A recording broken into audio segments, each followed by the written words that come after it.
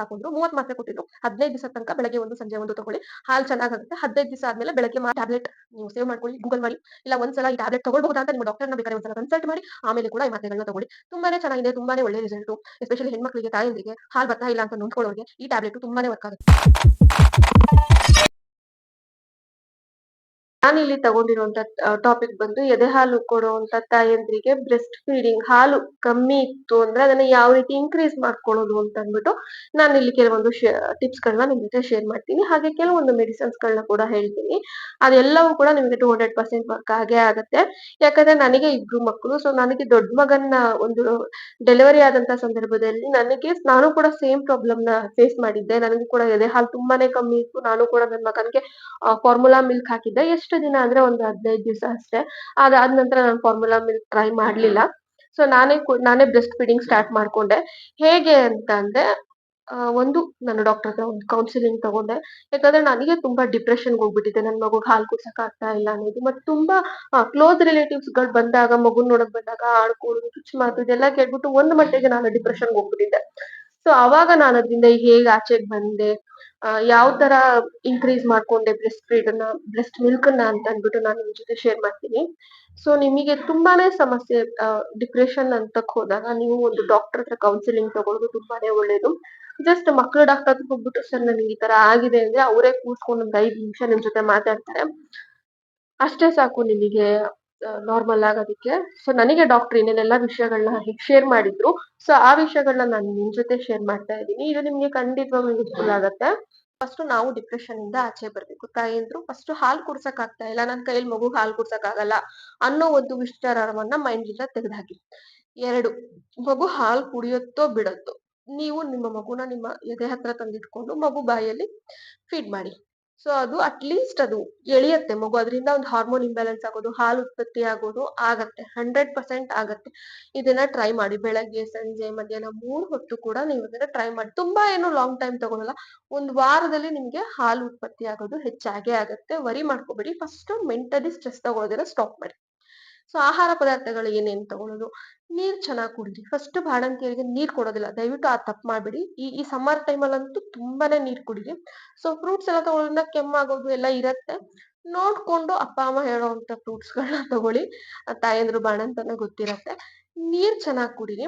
ಆಮೇಲೆ ಡಾಕ್ಟ್ರು ನನಗೆ second food suggest ಮಾಡಿದ್ದೇನೆಂದ್ರೆ chapati, ರೊಟ್ಟಿ ಇದನ್ನ ಸಜೆಸ್ಟ್ ಮಾಡಿದ್ರು. ನೀವು ನಾರ್ತ್ ಆದ್ರೆ ಜೋಳದ ರೊಟ್ಟಿ ಆಗಿರ್ಬೋದು, ನಮ್ ತರ ಸೌತ್ ಆಗಿದ್ರೆ ಚಪಾತಿ ಆಗಿರ್ಬೋದು.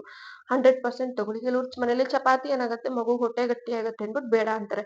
ಬಟ್ ನಾನ್ ಹೇಳ್ತೀನಿ ನಿಜವಾಗ್ಲೂ ಒಂದ್ ಅರ್ಧ ಚಪಾತಿಯಿಂದ ಸ್ಟಾರ್ಟ್ ಮಾಡಿ. ಒಂದು ದಿವಸಕ್ಕೆ ಒಂದ್ ಅರ್ಧ ಚಪಾತಿ, ನಾಳೆ 1 ಚಪಾತಿ, ನಾಡಿದ್ದು 1.5. ಸೊ ಈ ತರ ಚಪಾತಿ ತಿನ್ನಿ. ಚಪಾತಿ ತಿನ್ನೋದ್ರಿಂದ ನಿಜವಾಗ್ಲೂ ಹಾಲು ಇನ್ಕ್ರೀಸ್ ಆಗುತ್ತೆ. ಇದು ನನಗೆ ಡಾಕ್ಟರ್ ಹೇಳಿದ್ರು. ಈವನ್ ನಾನು ಕೂಡ ಟ್ರೈ ಮಾಡ್ದೆ. ತುಂಬಾ ಚೆನ್ನಾಗಿದೆ ರಿಸಲ್ಟು. ಹಾಗೆ ಮೊಟ್ಟೆ ಯೆಲ್ಲೋ ಕಲರ್ ಇಷ್ಟ ಇಲ್ಲ ಅಂದ್ರೆ ಬೇಡ. ಸ್ಮೆಲ್ ಬರುತ್ತೆ ಮಗುಗೆ ಅಂತ. ವೈಟ್ ಆದ್ರೂ ನೀವು 100% ಟ್ರೈ ಮಾಡ್ಲೇಬೇಕು. ಡೈಲಿ 1 ಮೊಟ್ಟೆ ಅಥವಾ 2 ದಿನಕ್ಕೆ 1 ಮೊಟ್ಟೆ ಕಂಪಲ್ಸರಿ ತಗೊಳ್ಳಿ. ಜಂಕ್ ಫುಡ್ಸ್ ಬೇಡ. ಅದು ಬಿಟ್ರೆ ತುಂಬಾನೇ ಪವರ್‌ಫುಲ್ ಅಂತ ಅಂದ್ರೆ ಸಬ್ಬಾಸ್ಗೆ ಸೊಪ್ಪು, ಸಬ್ಸಿಗೆ ಸೊಪ್ಪು. ತುಂಬಾನೇ ಯೂಸ್‌ಫುಲ್ ಆಗತ್ತೆ. ಸಬ್ಸಿಗೆ ಸೊಪ್ಪಿನ ಪಲ್ಯ, ಸಾರು, ಆ ಇನ್ನೇನಾದ್ರೂ ಫುಡ್ಡು ಆ ತರ ಮಾಡ್ಕೊಂಡು ಸಬ್ಸಿಗೆ ಸೊಪ್ಪನ್ನ ಹೆಚ್ಚಾಗಿ ತಗೊಳೋದ್ರಿಂದ ಬಾಣಂತಿಯರಿಗೆ ಕ್ಯಾಲ್ಸಿಯಂ ಸೋರ್ಸು. ಸಬ್ಸಿಗೆ ಸೊಪ್ಪು ಚೆನ್ನಾಗ್ ತಿನ್ನಿ. ಇದರಿಂದ ಕೂಡ ಹಾಲು ಇನ್ಕ್ರೀಸ್ ಆಗತ್ತೆ. ಅದಾದ ನಂತರ ನಾನ್ ವೆಜ್ ತಿನ್ನೋರಿಗೆ ಅಂದ್ರೆ ಮಟನ್ ತಗೊಳ್ಳಿ. ಮಟನ್ ನಾನು ಫಸ್ಟ್ ಇಂದ ತಿಂತಾನೆ ಇಲ್ಲ. ನಾನು ಬರೀ ಚಿಕನ್ ಅಷ್ಟೇ ತಿಂತಿದ್ದೆ.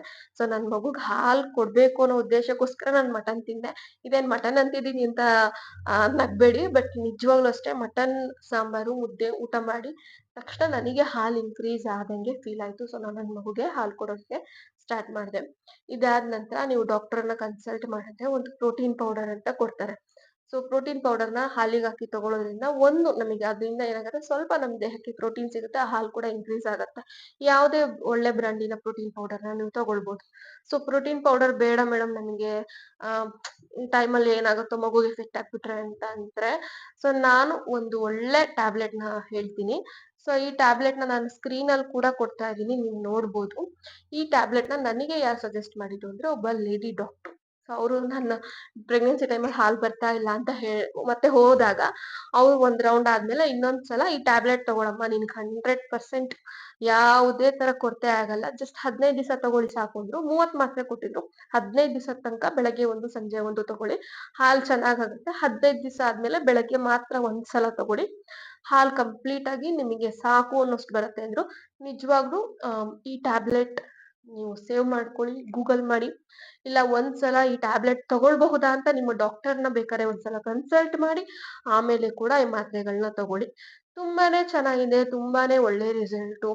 ಎಸ್ಪೆಷಲಿ ಹೆಣ್ಮಕ್ಳಿಗೆ, ತಾಯಂದ್ರಿಗೆ ಹಾಲ್ ಬರ್ತಾ ಇಲ್ಲ ಅಂತ ನೊಂದ್ಕೊಳ್ಳೋರ್ಗೆ ಈ ಟ್ಯಾಬ್ಲೆಟ್ ತುಂಬಾನೇ ವರ್ಕ್ ಆಗುತ್ತೆ. ಹಾಗೆ ಇದನ್ನ ತಗೊಳ್ಳೋದ್ರಿಂದ ಮಗುಗೇನಾದ್ರೂ ಅಫೆಕ್ಟ್ ಆಗತ್ತಾ ಅಂದ್ರೆ ಖಂಡಿತವಾಗ್ಲೂ ಇಲ್ಲ. ನನ್ನಿಬ್ರು ಮಕ್ಳು ಅಷ್ಟೇ ತುಂಬಾನೇ ಹೆಲ್ತಿ ಆಗಿದ್ದಾರೆ, ತುಂಬಾ ಸೂಪರ್ ಆಗಿದ್ದಾರೆ. ಹಾಲ್ ಕೂಡ ಅಷ್ಟೇ ಯಾವುದೇ ತರ ಶಾರ್ಟೇಜ್ ಆಗೋದಿಲ್ಲ. ನಾನು ನನ್ನ ಮಕ್ಕಳಿಗೆ 1 ವರ್ಷ 5 ತಿಂಗಳವರೆಗೂ ಹಾಲು ಕುಡ್ಸಿದ್ದೀನಿ. ಸೊ ಇಬ್ರಿಗೂ ಅಷ್ಟೇ ಈ ಸೇಮ್ ಟೈಮಿಂಗ್ಸ್. ಸೊ ಯಾವುದೇ ತರ ತೊಂದ್ರೆ ಇಲ್ಲ, ಯಾವುದೇ ತರ ಪ್ರಾಬ್ಲಮ್ ಆಗಲ್ಲ. ಈ ಟ್ಯಾಬ್ಲೆಟ್ಸ್ ಅನ್ನ ಟ್ರೈ ಮಾಡಿ. ಎದೆ ಹಾಲು ಉಣಿಸುವಂತ ತಾಯಂದ್ರಿಗೆ 100 ಅಲ್ಲ 200% ಇದು ರಿಸಲ್ಟ್ ಬಂದೇ ಬರುತ್ತೆ ಅಂತ ನಾನು ಕಾನ್ಫಿಡೆಂಟ್ ಆಗಿ ಗ್ಯಾರಂಟಿ ಕೊಡ್ತೀನಿ. ಸೊ ಇದಿಷ್ಟು ಇವತ್ತಾಗಿತ್ತು ಇದು ವಿಡಿಯೋ. ನಿಮಗೆ ಎದೆ ಹಾಲು ಉಣಿಸುವಂತ ತಾಯಂದ್ರಿಗೆ ಬೇರೆ ಏನಾದ್ರೂ ಸಮಸ್ಯೆ ಇದ್ರೆ ನನಗೆ ನೀವು ಮೆಸೇಜ್ ಮಾಡಿ ಅಥವಾ ಕಮೆಂಟ್ ಬಾಕ್ಸ್ ಅಲ್ಲಿ ಕಮೆಂಟ್ ಮಾಡಿ. ನಾನು ಸಾಧ್ಯವಾದಷ್ಟು ರಿಪ್ಲೈ ಮಾಡ್ತೀನಿ. ಕೆಲವು ರಿಪ್ಲೈ ಮಾಡ್ಲಿಲ್ಲ ಅಂದ್ರೆ ಅದಕ್ಕೆ ಸಂಬಂಧಪಟ್ಟ ಹಾಗೆ ವಿಡಿಯೋನೇ ಮಾಡಿ ನಿಮ್ಗೆ ಡೀಟೇಲ್ ಆಗಿ ಇನ್ಫಾರ್ಮೇಶನ್ ಕೊಡ್ತೀನಿ. ವಿಡಿಯೋ ಇಷ್ಟ ಆಯ್ತು ಅಂದ್ರೆ ಲೈಕ್ ಮಾಡಿ, ಶೇರ್ ಮಾಡಿ, ಫಾಲೋ ಮಾಡಿ. Thank you.